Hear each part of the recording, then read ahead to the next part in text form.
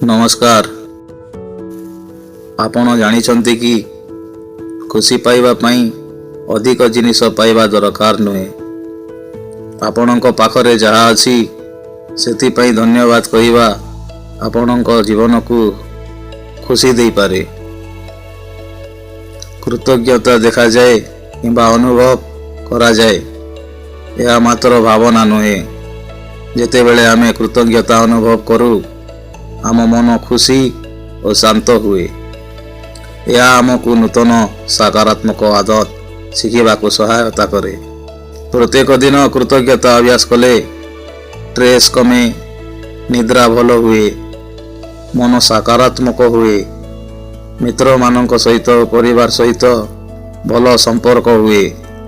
आसंतु देखिबा किपरि आपण रोज कृतज्ञता अभ्यास करि पारिबे। प्रत्येक दिन 3टी जिनिस पई धन्यवाद लेखंतु। सकाळे 5 मिनिट ध्यान करंतु, कृतज्ञता भावना करंतु। सांग मानक और परिवार को धन्यवाद दियंतु।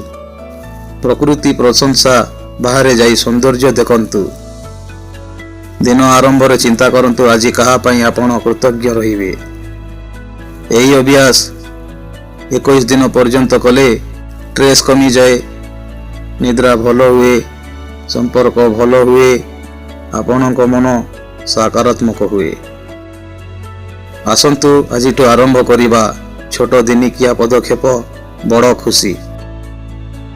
वीडियो भल लागिले लाइक, सब्सक्राइब और शेयर करंतु।